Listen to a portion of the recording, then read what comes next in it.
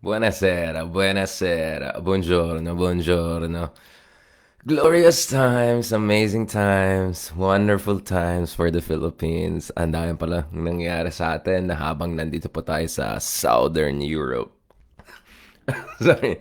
Um, uh, Buongiorno, buongiorno. We had some very interesting long nights of reflection dito at ang pinakamahal ko dito sa Southern Europe is yung body clock natin talaga ay natural na natural. Hindi ito usapin first world. Actually, what is in Japan, US, Australia, New Zealand, nahirapan din ako matulog on night. But here sa Europe, especially Southern Europe, pagdating pa lang ng 9-10 p.m., ayan na, antok na tayo. So, good morning. Good morning. Good morning. Good morning. Good morning po tayo from Southern Europe. Marami tayong pag-usapan today before I head to our next meetings and hoping that God willing over the coming days prayers in tayo sa Vatican as we pray also of course for our great beloved Pope, and then of course as we proceed also to cover developments live dyan from alam mo na nasaan yung ICC at saka other relevant capitals dito sa Europe. So maraming salamat sa lahat ng mga sumuporta sa atin sa Team Liwanag, right? At the end of the day, this is not a question of choosing between Team Kadiliman or Team Liwanag. Or Team Kadiliman and Team Kasamaan. Actually, sa aking palagay, to go a little bit Italian about this, actually, yung labanan ng Team Kadiliman at Kasamaan, medyo hindi yan symmetrical. It's very asymmetrical. More like labanan ito ng purgatory ni Dante Alighieri versus seventh level of hell. So I think alam natin lahat sino yung seventh level of hell at siguro the fact na yung isa dyan will be spending the rest of his life dyan sa Den Haag as an ICC criminal soon. That will tell you a lot, guys, in the coming days or so. So, thank you so much, guys, sa lahat ng mga sumuporta sa atin, including yung mga trolls na binigyan tayo ng unprecedented level of parang weekly na lang, 50 million views na tayo. We very much appreciate that because that allows us to reach out to more people with really informed and reasonable discussions. Last night on multiple occasions I was trying to do live to you guys from close to the historic monuments, one of the greatest monuments I've seen. I mean, I would still put the pyramids and Persepolis and some of those more ancient monuments in the Middle East, among others, at a higher level for reasonable purposes. Pero iba pa rin yung mga relics of the Roman Empire na always put things into perspective for me whenever I visit here, quote-unquote, Southern Europe. Marami tayong pag-usapan, mga kameta, and I'll try to keep this as short as possible, including I have to go next. Meron tayong mga gagawin na we're hoping to have prayers in Vatican. We're hoping to have some more consultations with friends here, yung mga friends natin sa religious and spiritual community. I want to get more updates about the situation of our good Pope. Get more updates also about what are the prospects for Cardinal Tagle, among others, especially when nanonood ka ng conclave, you're gonna get really invested in what's happening in Roma and Vatican, especially in many ways. I'll see if I can also meet some of my friends who work in the current government in Italy at the highest levels. Medyo mabilis-bilis yung itong natin, yung arrangements natin dito. But let me talk about two important things today. Dalawang mahalagang bagay na dapat pag-usapan natin today. One is yung quote-unquote hearing na nangyari sa Senado. Ito pala itong Senado natin, ang bilis gumalaw, no? Yung forthwith Senado natin, ang bilis mag-session pag medyo involve yung political interest ng iba.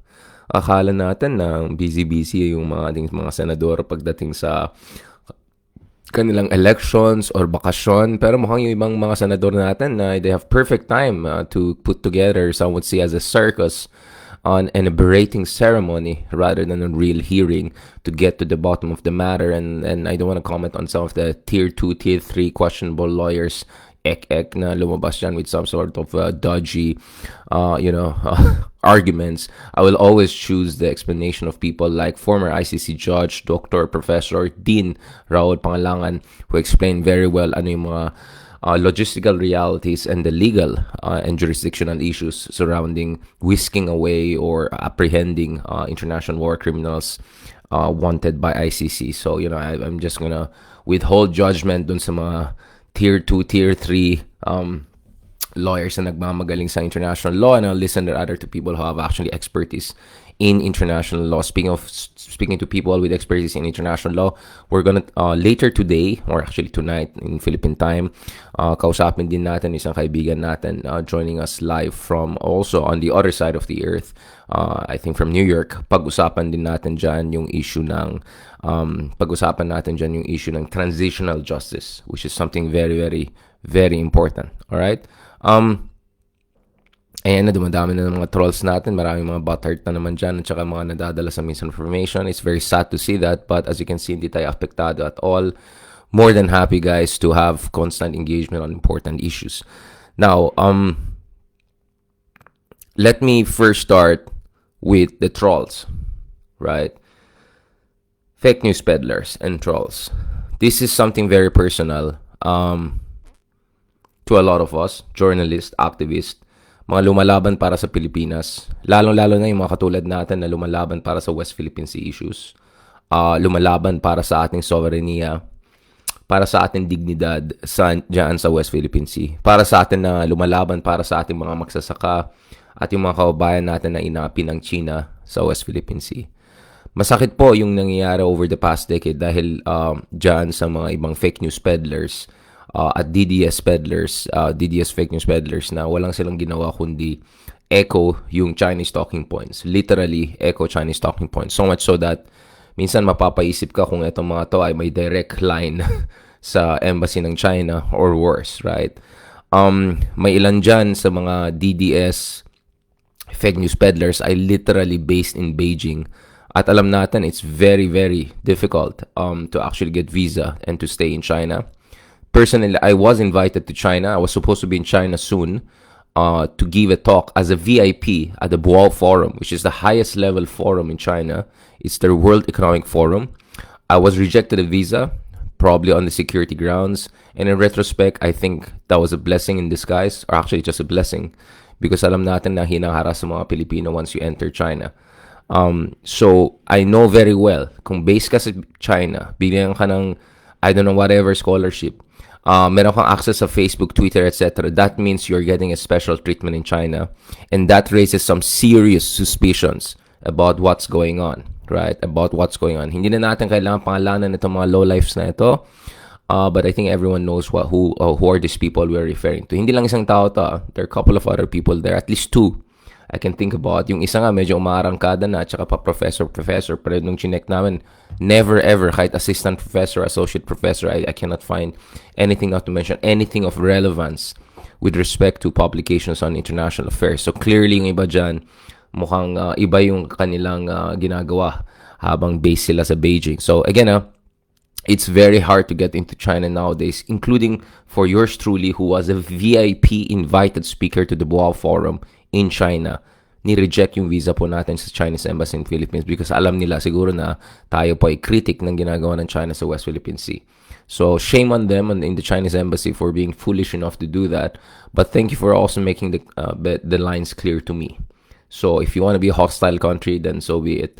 And I'm more than happy na hindi na ako tumuloy doon. Although I was, to be honest, I'm always happy for a dialogue. And I was looking forward actually to give a speech as a VIP on the West Philippine Sea issues, on the South China Sea issues, on US-China competition, and actually keep channels of communication open with our Chinese counterparts. No, I was open to that. But nevertheless, mukhang marami na pipikon or siguro na-threaten sa atin sa China, especially yung kanilang security services, so kaya siguro na-reject yung visa natin. But I would prefer that than going to China and then God forbid ma-interrogate, ma-harass tayo, or kung ano man kalokohan ang pwede mangyari. Anyway, so I'm just telling you na if may mga iba dyan na clearly DDS aligned, based in China, seamlessly tweeting, seamlessly Facebooking, seamlessly having great internet access and talking to everyone, may special treatment mga yan. And with that special treatment, of course, comes special responsibilities. Ayoko sabihin na matraidor mga taong yan, but I think people can connect the dots. Now, yung mga hindi naka-Beijing at yung mga hindi naka-Abu Dhabi or Dubai, hindi ko alam, nasa Netherlands pa ba si Harry Roque? Hindi pa kami nag-bump into each other. I was looking for him sa Dubai. Um, Hanapin natin siya sa Den Haag. Kasi mukhang si Harry Roque hindi na isama sa hindi na siya isama sa team ni Digong. Interesting sa team ng Digong, puro silang mga ayaw namin sa dayuhan, but actually mukhang yung mga team nila ay purely maging mga foreigners, which is quite a vote of confidence, or rather vote of lack of confidence dun sa kanilang mga Filipino lawyers, including Harry Roque. Now, I don't know kung mag-Harry Roque moves yung mga ibang mga trolls, kung magba-backdoor sila and try to get out of the country and para makatakas sa manhunt sa kanila. I don't know kung gusto nila mag-asylum sa China or gusto nila mag-asylum sa Netherlands. Bahala sila. But dun sa mga ibang walang hiyang mga fake news peddlers who have been harassing us, binabastos tayo, spreading nonsense, spreading lies, these low lives, I'm more than happy to call them low lives. These are the lowest of low-kind people, slandering people, making libelous statements year after year after year. Binabastos tayo. Kina-question yung ating intentions and credibility. Gina-gaslight tayo year after year after year. Guys, I've been dealing with this for a long, long time. 2015 pa lang, guys, I said Duterte could be the next president. This was on Tito Boy Abunda's shows. And since 2015, if you look at my social media post, iba kasi yung nag-work ako sa GMA Network. Alam niyo naman ng GMA Network, very ingat yan sa mga ganyan-ganyan. At ilang beses parang nagkaroon siguro ng medyo, I'm sorry kung napahamak ko yung GMA Network back in the day when I was 5 years. I worked for them. My longest employers ever. But to be honest, even when I was employed by GMA Network, on TV, I will try to be as balanced as possible, although still critical. Pero on social media, consistent po tayo since 2015. Very critical of the whole Dutertismo phenomenon. And I realized no matter what I do, no matter how objective or neutral I'm gonna be, they're gonna twist my words and gonna make it look like I'm doing something else. Grabe yung harassment na ginawa nila sa atin. Pinabastos tayo, yung sense of security natin. You know what I cannot forgive at all? What I will never forget and what I don't think I'll ever forgive is yung stress na binigay ng itong mga walang hiyang fake news peddlers to my family and loved ones. Every time I get a message from my mom, I get a message from my, well, back then, God bless her soul, Lola, or messages from my tita na, Richard, ingat ka. Richard, agawi ka dito'y Jay Bagyo. Richard, adakamet nga kastoy dito'y. Hahan kamet nga DJ. I get all of those messages about, they don't feel safe for you to come here. I get hurt for them. Because in my case, guys, tanggap na natin ito yung nagiging ating destiny. Diba? Ito yung vocation natin. And I've embraced this vocation. And I've embraced it with as much grace as possible and blessing from the Lord as possible and as much wisdom as possible. Although, of course, I know minsan medyo sumusobra yung sutil natin at bardagulan, but it is what it is. I am in the ring, and I'll fight the fight, and I'll fight the good fight, and I'm willing to employ all skills that I have in my toolkit. You want to go mixed martial arts? Let's go. You want to go judo? You want to go Muay Thai? Let's go. You want to go wrestling? Fine. I'm not that good in wrestling yet, but let's go. But ang hindi ko talaga mapapatawad is yung na-stress yung pamilya ko. Yun ang talagang hindi ko mapapatawad. So may those fake news peddlers burn in hell, 7th level of hell, together dun kasama sa kulto-kulto nila na leader and mga others. For all of the stress and suffering you have visited upon countless people. Alright, ako para sa akin tanggap ko na yan dahil kasama na talaga sa trabaho natin yan, invocation na yan. If this is God, this is what the Lord has wanted for me. If this is my duty and obligation to my country, to my people, so be it. Pero yung sinasaktan nyo yung pamilya namin, you make them feel scared for us, the stress you give to my mom, to my parents, considering they're elderly na, they're dealing with their own health issues, shame on you, you low lives. I will never forgive you. And may the Lord burn you in hell for all of this pain and suffering you visited upon all of us. And I'm saying this again, not because of what I feel for myself. I think I can take care of myself. I have many privileges. I can be anywhere in the world I want. I have many connections and all. But the pain you gave to my family, I will never forgive you for that. So may God really burn you guys in hell for all of the pain you have suffered. Now, speaking of that, kinukuyog na, kinigisa na yung mga ibang walang hiyang mga trolls na yan as we speak now, dyan sa mga hearings sa Congress among others. And I think this is not enough. We have to go after them. We have to go after all of these fake news peddlers who have been destroying our country, who have been treasonous, who have been echoing the lines of our enemies, who have been sowing divisions, who have been exploiting regionalism, who have been creating a cesspool of disinformation para mahirapan tayo to have any kind of reasonable dialogue. I'm serious. I will never forget that, and I'll never forgive these people for that. I will never forgive these people for that. And we need justice for that. We need justice. These people have to face accountability. Dapat mananagutan sila. Sigurado ako in the next world, they're gonna all burn in hell. But even in this world, we have to show what we have to show, which is there will be consequences. When year after year after year, wala kayong ginawa, kundi sirain, slandering other people, destroying them, character assassinating them. You know, the thousands of death threats I got over the years was not about something that I said. It was about what these people, these low-life fake news peddlers, made us look like. They twisted our words, they spliced our interviews, they made up stories about us, they nitpick here and there para ma-hate tayo ng mga tao.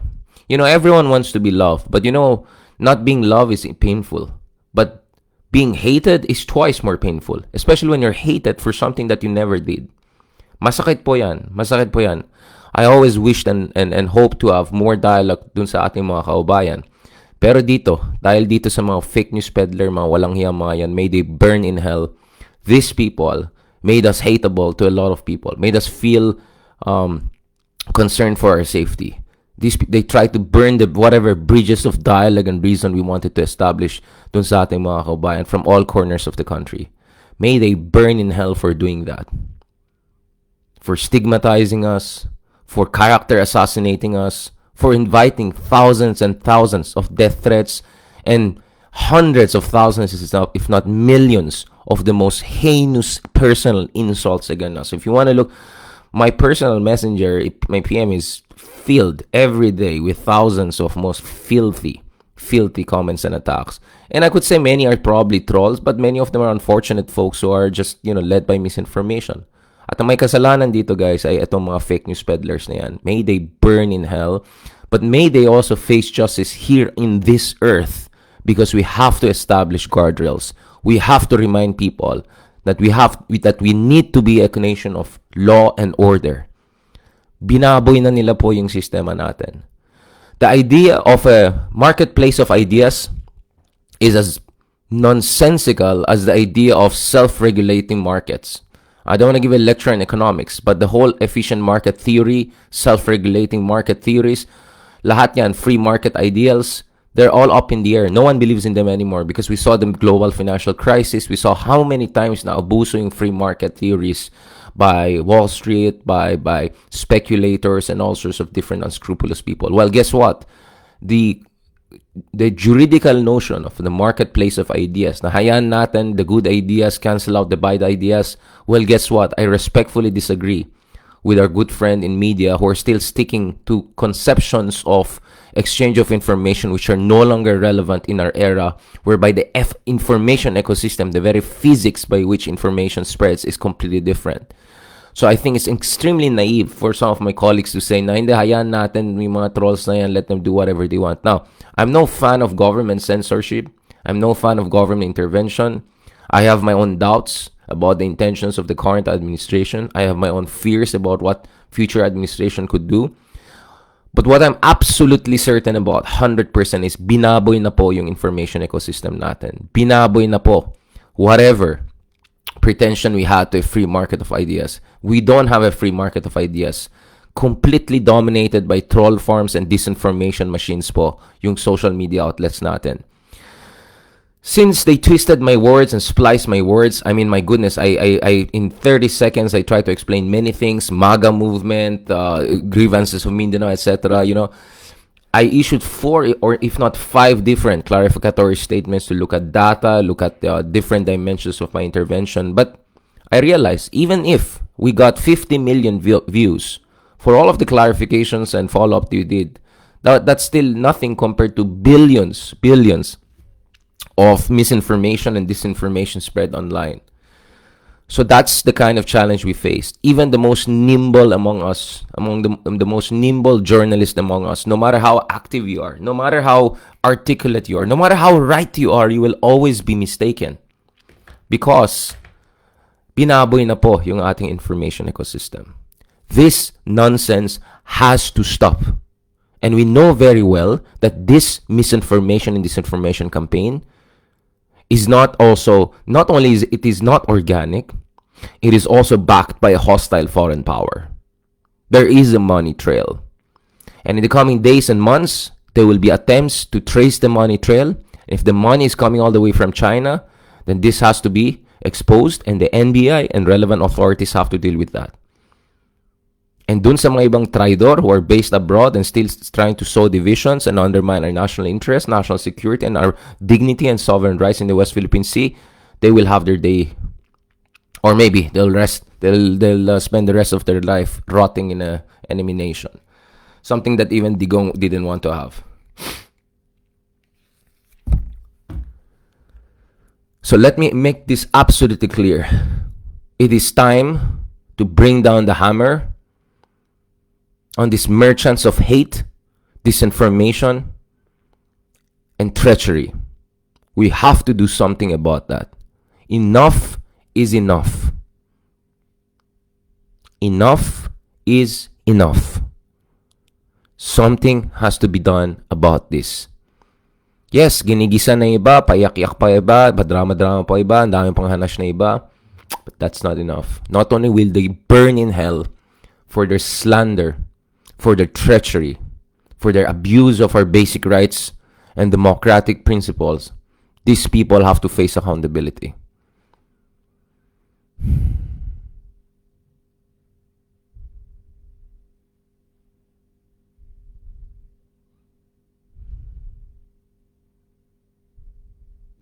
And we have to make sure na this will not happen ever again. Never again to this. Nahayaan lang natin na bababuyin yung demokrasya natin. Every single day, we come out here trying to explain ano yung maganda, ano yung katotohanan, ano yung pwedeng gawin. And what did we get? Babastusin tayo. I-character assassinate tayo. We give 10 hours of speech, they'll find that 2 seconds, 5 seconds, 10 seconds, there could be slip. There could be a side, they'll twist it so that no one will listen to that 4 hours, 5 hours, 10 hours. I work so hard. Every single day I work so hard. You guys know it.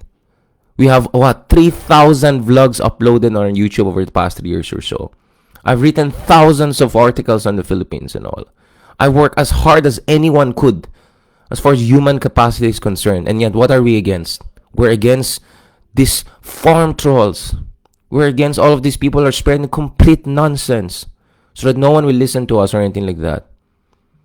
As far as I'm concerned, I'm still good. I'm still the same kind of guy who can go all around the world and get the respect of the respectable people and all of that, and I have all of the influence I need. But still, I'm not naive to the fact na binaboy yung ating sistema. Binaboy yung ating freedoms. Something has to be done about this, and my 100% support to any government that responsibly, in accordance sa ating saligang batas, does something about this. We need guardrails. We need strong legislation against fake news peddlers. We need strong application of law and new legislation against treason, mga traidor sa ating bayan. We need to deal with that.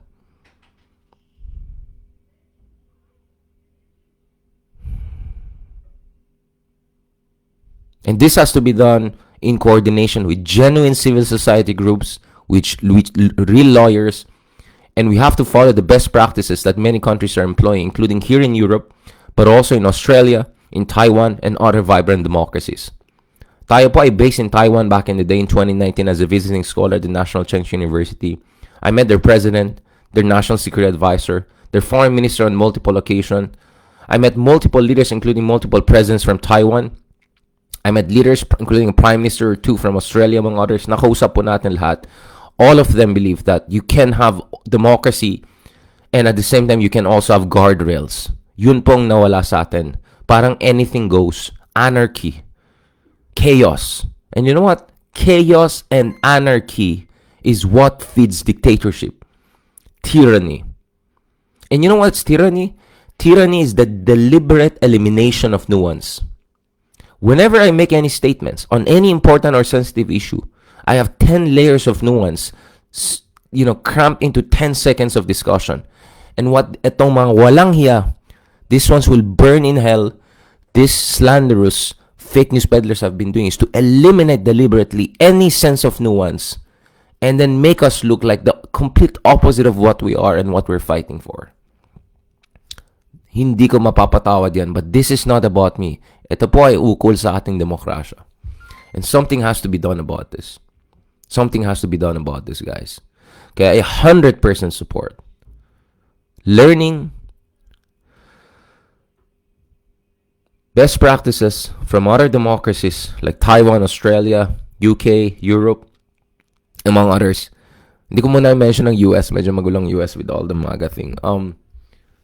To protect our democracy para hindi maging cesspool of disinformation ito. Okay. Mukhang malapit na maging pogante na yung iba. Now, let's talk about the second part of our intervention today. So, kahapon, nagkaroon ng, ang tawag din, hearing. Biglang may time na. Ang daming time pala itong mga ibang senador. Nagkaroon ng hearing kahapon, yung mga kaibigan natin sa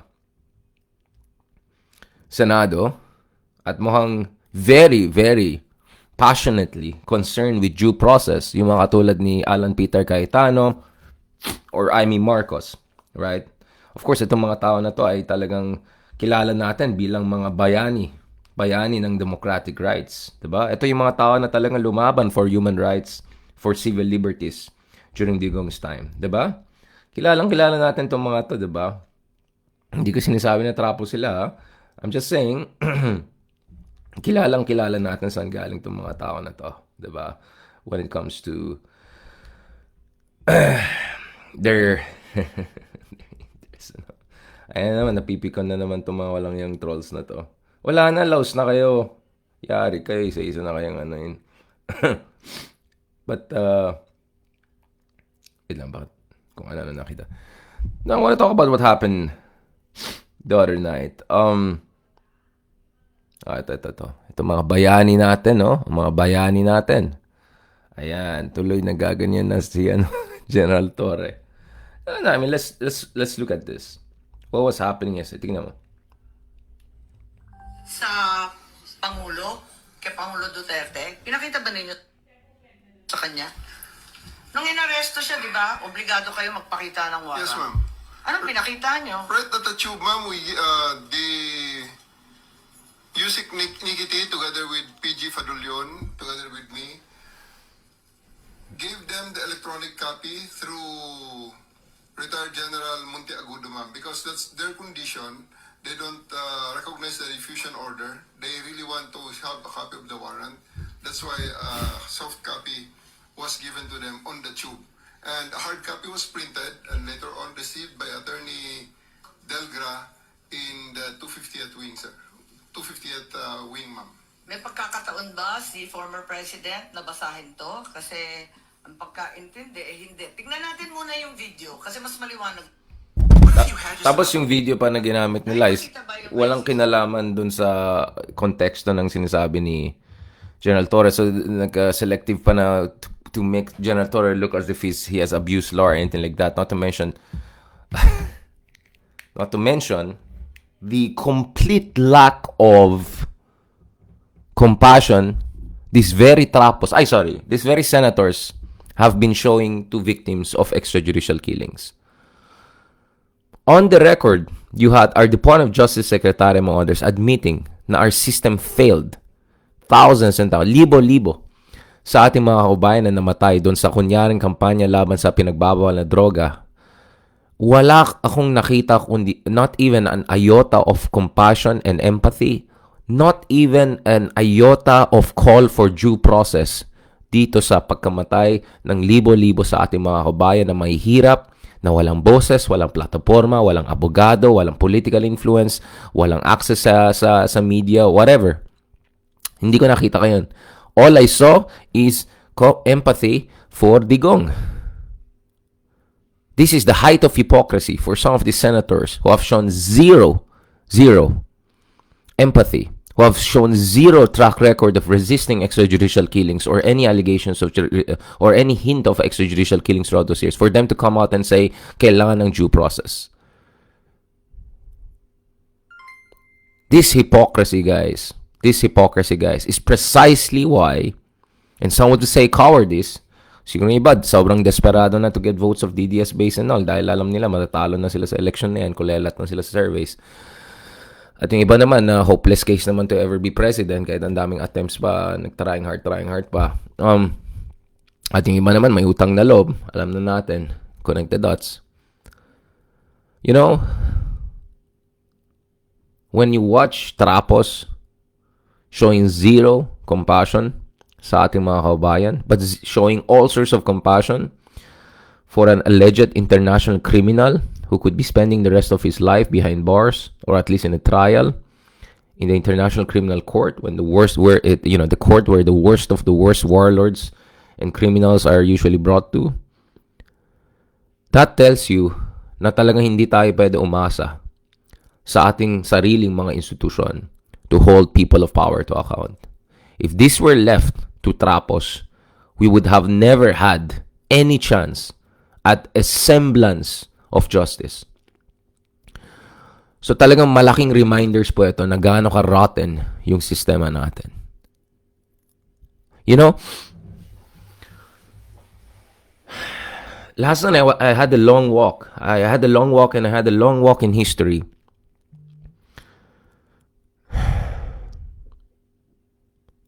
Visiting the Colosseum, visiting Gaius Julius Caesar statue, and it really reminded me, guys, of what is really fundamentally wrong with our democracy, or whatever is left of it nowadays.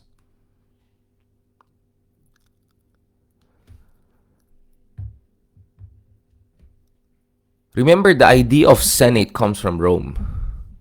And the senators are supposed to be the aristocrats who together protect the republic and prevent the rise of a tyrant. But two important things happen in the Roman Empire, which should have served as a warning to all of us in modern era, to our modern republican democracies. Unang-una, yung konsepto ng Colosseum.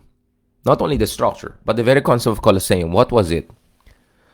Nilalagyan nila mga slaves, poor hapless beasts, and gladiators to duke it out, to die, to draw blood on each other. For what? To impress the crowd. Libo-libong tao namatay sa mga Colosseum sa Roma and all sorts of different Colosseum across the Roman Empire just for the entertainment of people. Just for people to think na malakas ang empire. Just to make their emperors look strong and glorious.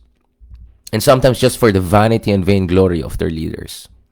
Hindi ba yung fake budol drug war ni Dugong ay medyo similar dyan? Dun sa libo-libo sa ating mga kabayan na namatay, how do we really know that these people ay nanlaban? And seriously, for peddling a few, grams of drugs, you deserve to be extrajudicially murdered and executed? Is that the kind of country we are? Then how are we different from those people in the Colosseum that go like that and shouting for blood and killing of slaves? Those hapless and helpless people. How are we different from that? So yung konsepto ng Colosseum as a kind of a laboratory of populist orgy of violence and performative imperial grandeur, very similar po sa nangyari dun sa fake news, dun sa fake drug war, budol drug war ni Digong. Yung drug war ni Digong, there's absolutely no evidence that it was really an effective approach to dealing with the problem of criminality. You know why I'm confident of that? Because I talked to other world leaders, including Prime Minister Mahathir Mohamad, who visited the Philippines in 2019. I interviewed him before he met Digong, And he told me, point blank, ang problema natin lahat sa Southeast Asia, from Malaysia to Philippines, ang droga po ay galing sa abroad. The worst drugs are coming from abroad. Alam natin sino mga yan. At anong bansa sila galing. So sabi ni Mahathir, no matter how many people you kill, if you don't deal with the root of the problem, nothing will happen. Except, Digong was the guy who even welcomed more pogos and all sorts of questionable characters into the Philippines.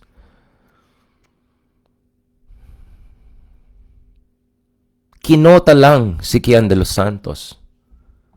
Sinama lang sa kota, libo-libo sa ating mga kababayan, daan-daan na mga kabataan para lang maipakita sila. That was very much similar to the concept of the Colosseum in ancient Rome, whereby they would draw blood, get people killed, massacred, maimed, para lang maipakita yung Roman Emperor to say how strong and mighty we are, and to feed the lust of people for misery of others just to feel good about themselves. Parati ko narinig yan, guys, na, feeling ko, mas safe tayo nun.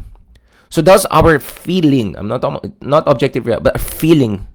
Para lang feel mo na mas safe ka. Deserve nung libo-libo ng ating kababayan na papatay na ganyan-ganyan lang. That's a very Colosseum, the crowd calling for blood mindset, which is contemptible in the 21st century. Is anachronistic in the 21st century. For any self-respecting democracy, it's anachronistic. And here I want to talk about another interesting character. Julius Caesar. Julius Caesar is an interesting figure.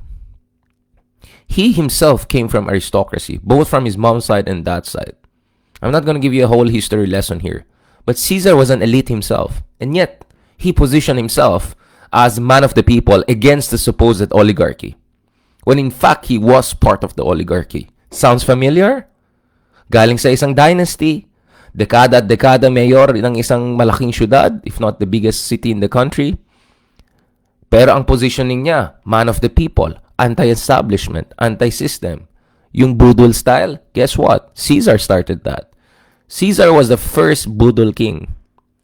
A man from the oligarchy, positioning himself as the man of the people, and through deception, through corruption, through sheer violence, brutality, he eventually co-opted the Senate and eventually became the de facto dictator of the Roman Republic. In fact, by that time, there was no republic anymore.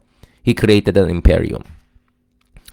Caesar, for me, is one of the most important political figures, not only generals. He was a good general. I would give that to him. Not as great as Cyrus the Great or Alexander the Great, but he was really a pioneer of a new kind of political leadership, which is someone who destroys democracy from within through the art of budol. Yun yung ginawa ni Julius Caesar. And that's what we see all around the world right now. Yung isa, billionaire real estate, ngayon, kunyari, champion of the working class.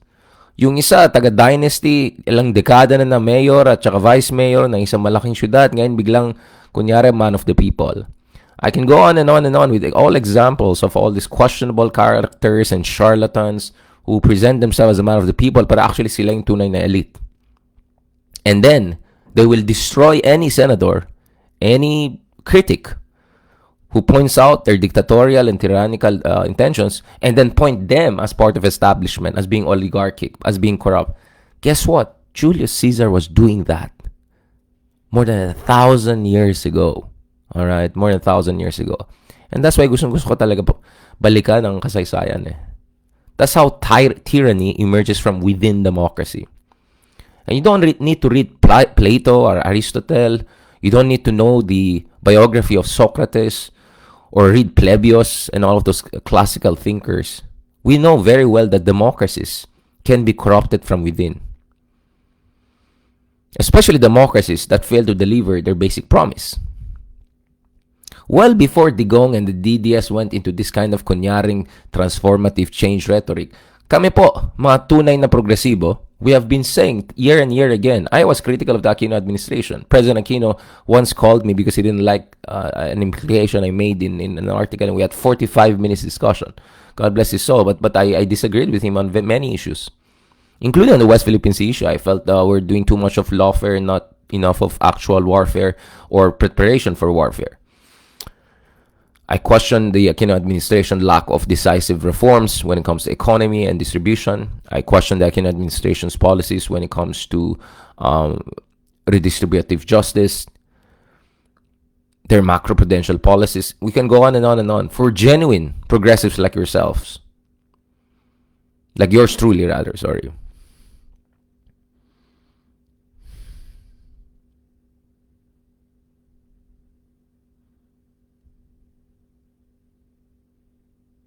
We know how vulnerable the Philippine EDSA regime was for a very, very long time. And when Digong and the DDS came and they took advantage of that and weaponized that, oh my goodness, I knew we were in trouble. And just to be clear, dun sa mga iba nagmamaganda, nagbibigay ng explanation, I have a whole book written on Duterte whereby I analyze every aspect of this. I had follow-up articles, thousands of articles, not to mention half a dozen book chapters on Dutertismo from Cambridge University Press, for Oxford University Press, what have you, whereby I analyze all different aspects of what I call the populist vote base. So dun sa mga iba na they're trying to judge my intellectual contribution by 25 seconds I had on my 12th interview of the day for CNN International. Get out of here. Go and read my stuff. Or at least try to produce something of similar breadth.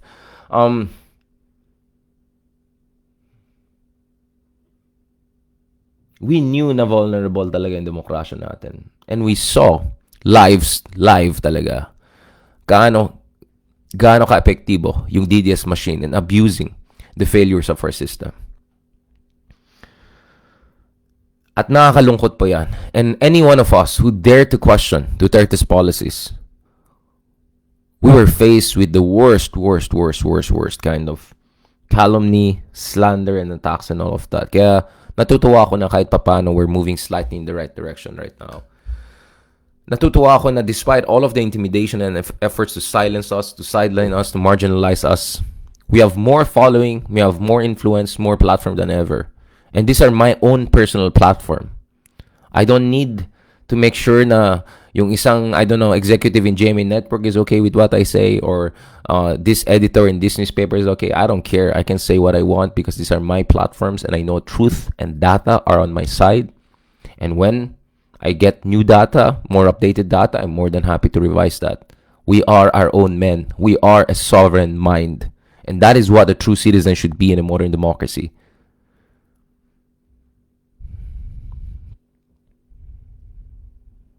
You guys can see na malalim ang hugot natin dito because I've been seeing this disaster happening slow motion for the past decade.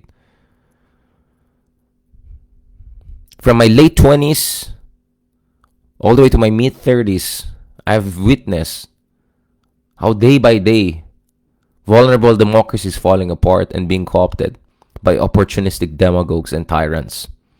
And seeing the Julius Caesar playbook being replicated real time in our era, in the 21st century, more than 1,000 years later. Nakakalungkot po yan to see people not learning the lessons. Nakakalungkot to see how republics are still extremely vulnerable to authoritarian takeover, demagoguery, the very things that Plato and Aristotle warned against. Mob, rule of the mob. Yes, it's true na marami na nag-death threat na attack sa atin ay hindi purong troll lang. But there were mobs. There were people whose ressentiment, grievances were systematically manipulated by the DDS disinformation machine to create a torrent of hatred against anyone who dared to talk about facts. I'm very proud of where I come from, Benguet Province. Yes, we have one of the highest human development index in the country. We have the highest by some account. And yes, it is comparable to Croatia and Southern European countries. So what? That was not the point. The point is, I'm proud that in Baguio, we have good governance, at least compared to the rest of the country. And that's how we have come this far. And then when I see trapos, some of them facing plunder cases, a lot of these people who enabled Duterte in his worst policies or defended it, these people weaponizing a spliced version of our interview for their own political mileage, well, shame on those people.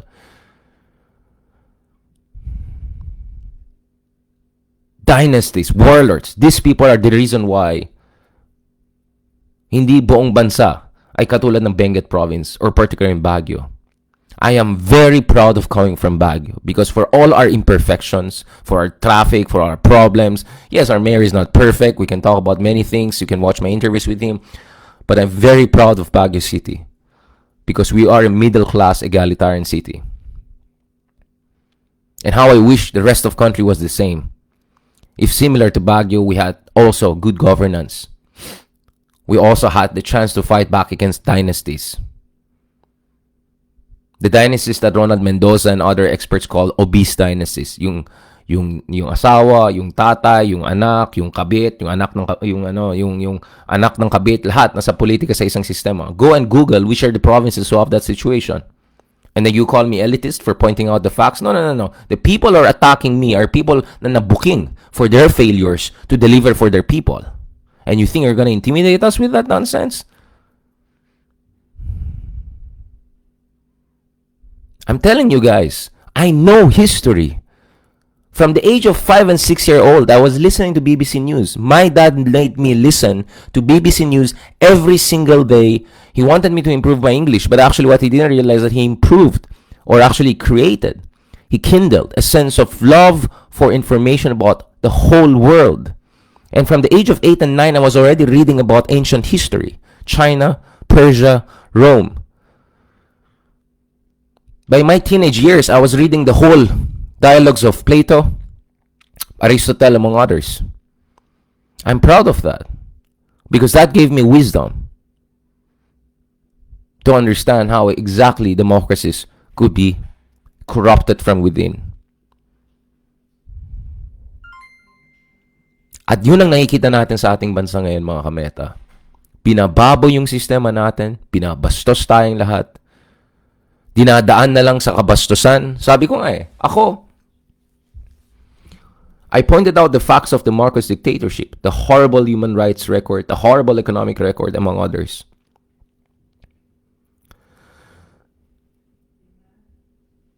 I had disagreements with pinks and yellows on many issues. I pointed out, for instance, yung mga mali nila at kakulangan nila. I had very fierce disagreements with relatives and friends from Baguio, from Ilocos, where my ancestors come from, both Norte and Sur.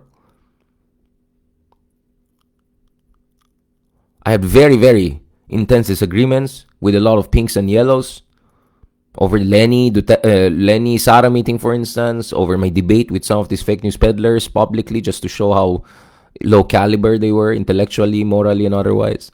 I'm talking about the ones that I debated. Of course, I'm not talking about the ones who were criticizing it. I had many intense debates with many sides, but it was only when I was seen or I directly criticized one side that I saw grabe ang bastos. Sobrang bastos yung responses. And this is where I see Duterte is one of the most dangerous forms of demagogues to have taken over the Philippines. And we're still living with the legacy. Bastos, dinadaan sa intimidation, sa politics of fear. Wala hindi sila mananalo sa tamang debate. You know, I can eat alive all of this. You put all of the DDS vloggers together, I can eat them all alive in any live debate. Kahit 10 pa sila magsama. So anong ginagawa nila? They know they're never gonna win with facts. Lots of them are tier 2, tier 3. May mga ilang pa nga dyan na ka-orgmate natin sa UP Debate Society.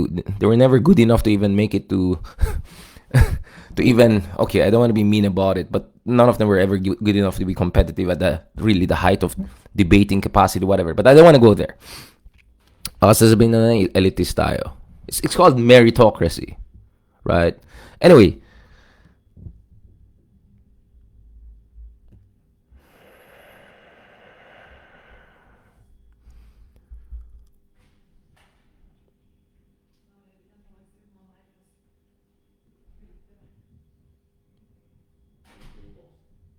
it is really sad to see na dumating sa ganitong sitwasyon yung bayan natin. But it's also ironic to see that it took an OG like the Marcoses to put these horrible demagogues in the right place. How I wish How I wish this were done under a reformist progressive government. But in my hearts and hearts, I'm not sure if had we had Lenin as president, we would be able to do what we're doing right now. Because I know from the moment that Lenin would have become the president, kalaban niya yung buong establishment. Kongreso, Senado, many other people. So perhaps it's one of the ironies of history that it took someone named Ferdinand Marcos to put the Dutertes back into the bottle. Or at least on the verge of doing that. But we know that the path to a better Philippines will have to come from somewhere else. From someone who truly believes in democratic values. From someone who truly believes in the rule of law. And someone who truly believes in human rights and democracy and good governance. So panahon na guys na magkaroon tayo ng tunay na leadership. We need to have a new opposition. An opposition, a younger generation of opposition who are willing to fight the good fight, na hindi snowflake, na hindi ma-intimidate sa nonsense and disinformation, who can speak in multiple languages, literally and figuratively, who can communicate spontaneously, who can take the heat, take the punches, and move forward, who know the world and understand what's going on.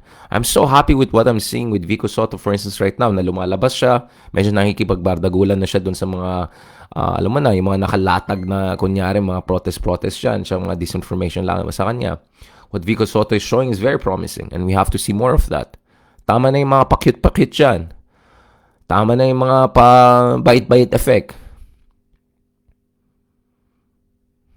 We don't need mabait leaders. We need effective leaders who fight for the right principles.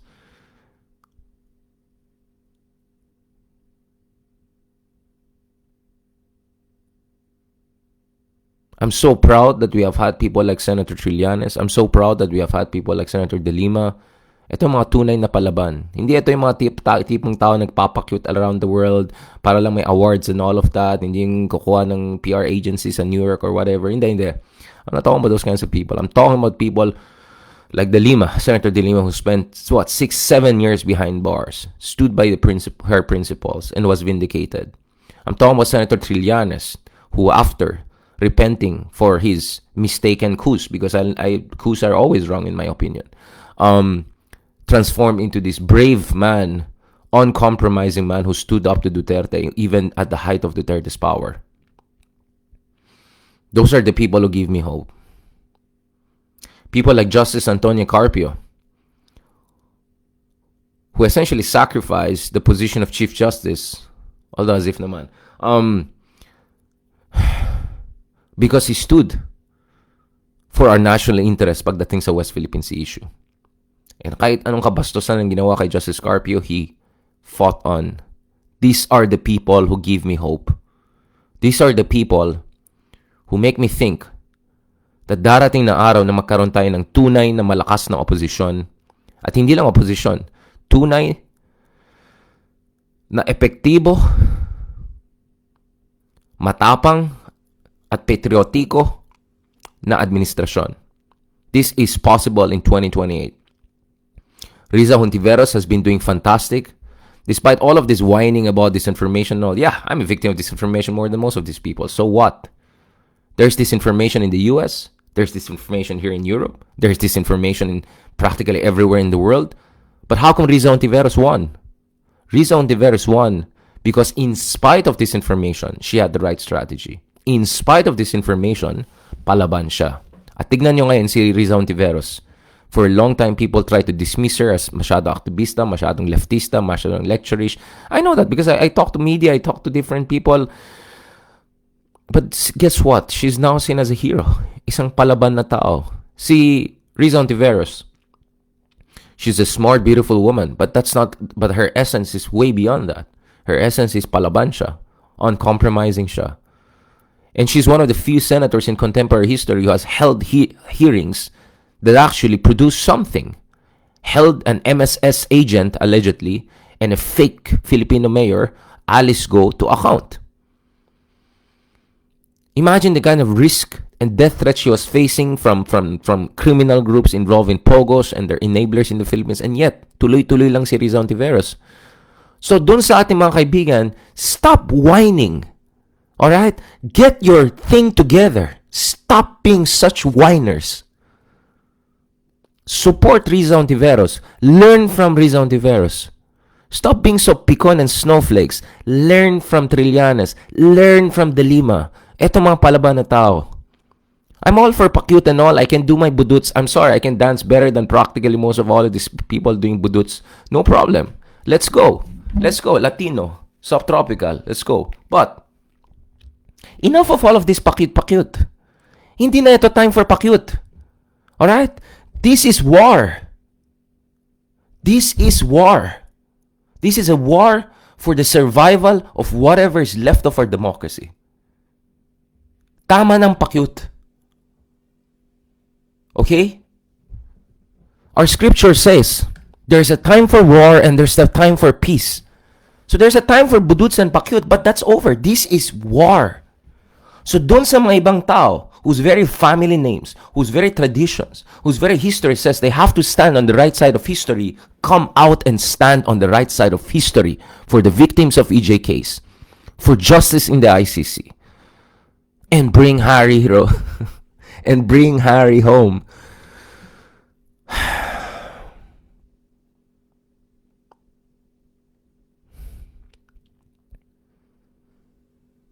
Our country can do so much better, gosh. God, our country can do so much better.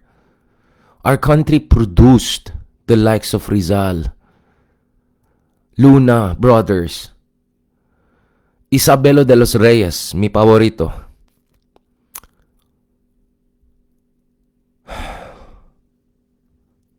Our country produced the most brilliant revolutionary and nationalist thinkers more than 100 years ago. Nakakahiya na saan tayo dumating dahil sa mga katrapuan and kabudutsan and the demagoguery that we have been saying. It's time to step up. And you're not gonna step up by pakyut and padance and paganyan-ganyan, paganyan-ganyan. No. By the way, hindi ganun kagaling pa sumayaw pa yung iba. But anyways, I don't wanna get there. Hindi na, wala na. This is war. This is war, guys.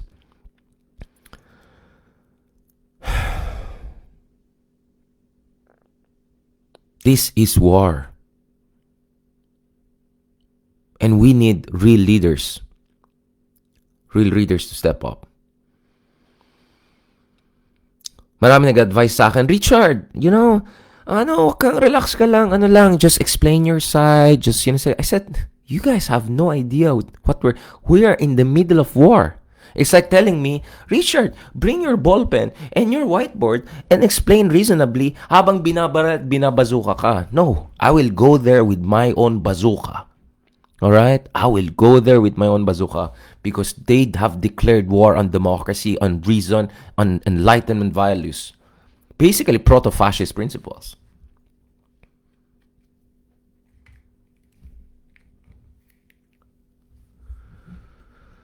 We need to be serious people. We need serious people to fight the good fight. I'm sick and tired of all of this pakyut and nonsense and ambivalence and wala na tayong magagawa, wala na mangyari. Like all of this loser, cynical, self-defeating, retreat mindset.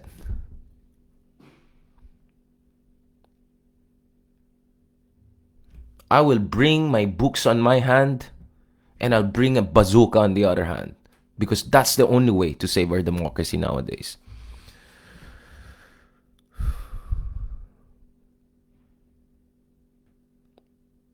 People ask me, bakit pagkasama mo po si Senator Trillanes, Justice Carpio, napapatawa mo sila, and everything? Well, because they know what I'm made of, and I know what they're made of. We can smile and laugh among each other because we fought the good fight and we have the scars and the wounds to show for that, and are willing to fight the good fight, and we're willing to stand our ground. Ayaw ko na yung hold the line, medyo laos na yung, medyo gasgas na yung. Stand our ground.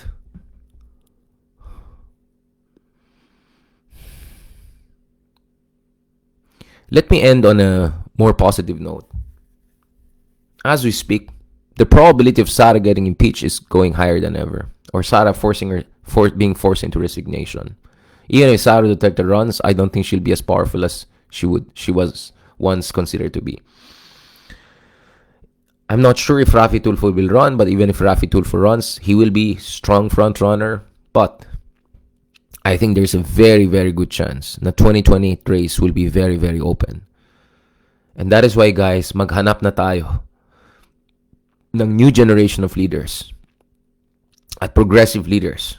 Whether it's Risa, whether it's Sentry, whether it's De Lima, whoever, whether it's Vico, let's support those guys to fight the good fight so that we have a chance to finally get a good leader, good president, and great administration in 2028. Kayang-kaya yan. But more importantly, look for new generation of leaders. Ang daming magaling. From Luzon to Visayas to Mindanao, ang daming mga magaling na leaders. They're influencers and thought leaders way better than me. In Davao, in Jensan, in Cagayan de Oro, ang daming mga matatilinong kabataan. I've met many in Marawi City, sa Cebu, sa Baguio, ang daming matatalino. Actually, pag nasa Baguio ako pa yung nabubuli ng mga, mga kaibigan natin dyan, di ba? Ganong kadaming magaling sa Pilipinas. Give them a voice, give them a platform, let these change makers, a lot of them running for councilor position, mayor position, running for LGU position, give them a voice, give them strength, yung young guns na yan, so that by 2028 may chance na po tayo.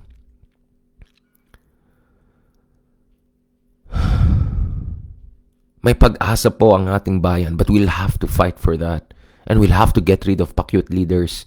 And we'll have to get rid of demagogues, even more importantly.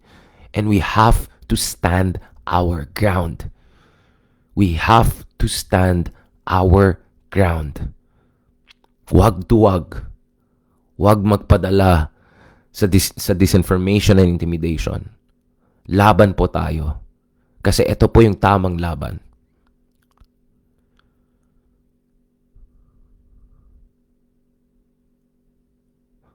As my ultimate idol, Gramsci, said it, the old order is dying. But a new one is yet to be born. Kaya nasa twilight zone tayo ngayon kung saan all sorts of weird, morbid things are coming up. But if we get our cards right, we do the right things, we think clearly and work together. Nyamet kapsat, nagadumet nga oportunidad. I'm telling you, nagdakkel ti tsansa na magkaroon talaga tayo ng mas magandang kinabukasan para sa ating bayan. I'll tell you what, guys. Nagpaisu. All of us are dust in the wind. Lahat po tayo, we're made in the image of the Lord. And we're here just for a blink of an eye in the great scheme of time. But while we're here, let's do the right thing. Ito na lang. We only have one chance to live in this beautiful world. Let's do the right thing. Gawin natin ang tama. At huwag tayo matakot. At huwag tayo magpadala sa mga merchants of hate, demagoguery, at saka sa mga mobs. Because one day, in this world, and definitely in the next world, the Lord will bless your soul in eternity for doing the right thing while you were still here. Maraming salamat. Thank you very much for all of your love and support. Thank you very much for standing by us through thick and thin throughout these years.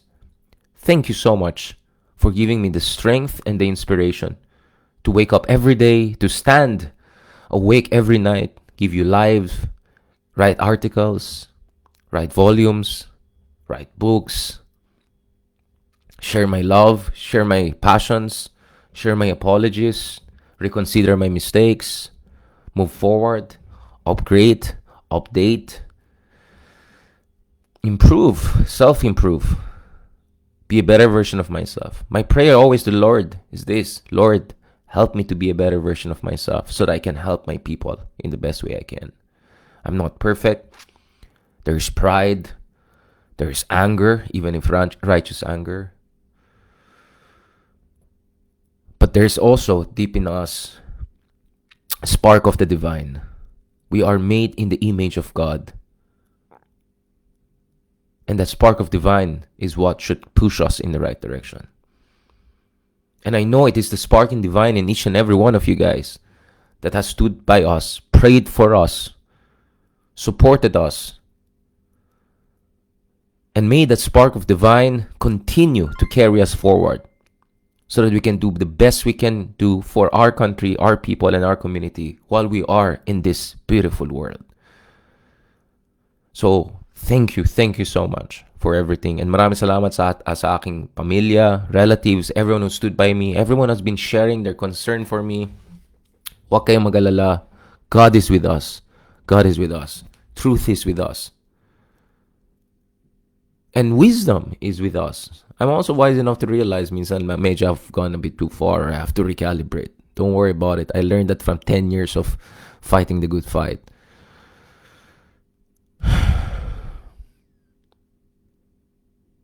I think it's the strong Italian coffee, yeah. I love Italian coffee. It really makes us a bit passionate. No, I mean, this is not just normal coffee.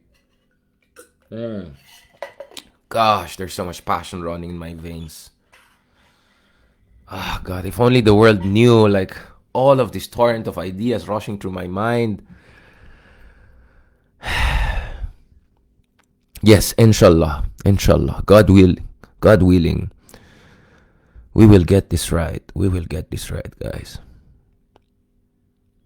And I so look forward to praying in Vatican for our wisdom, for our strength, for the health of the Pope.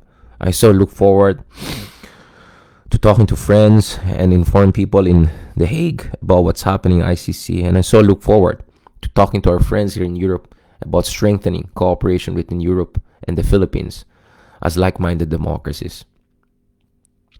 Sorry, medyo naging emotional na ako. But there's just so much passion running through my veins, guys. And the torrent of ideas running through my mind. You have no idea.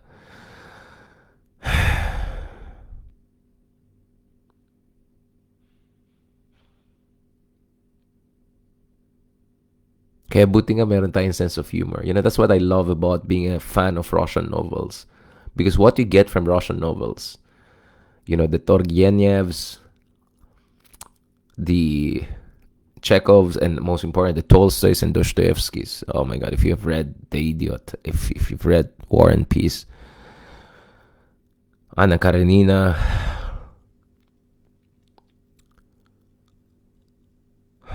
if you've read the biographies of Catherine the Great, of Peter the Great, the Mazzi edition, God, your mind travels through coordinates of conception and ideas that will completely transform you.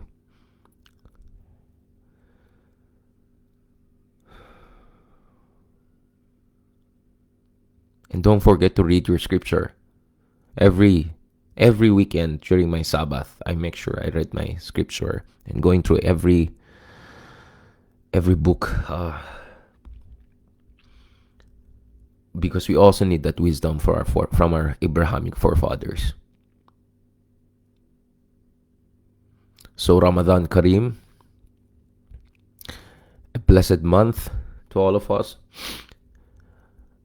May the upcoming Holy Week for Catholics and Christian brothers and sisters be also a moment for reflection. And may these challenging times bring out the best in us. Grazie mille.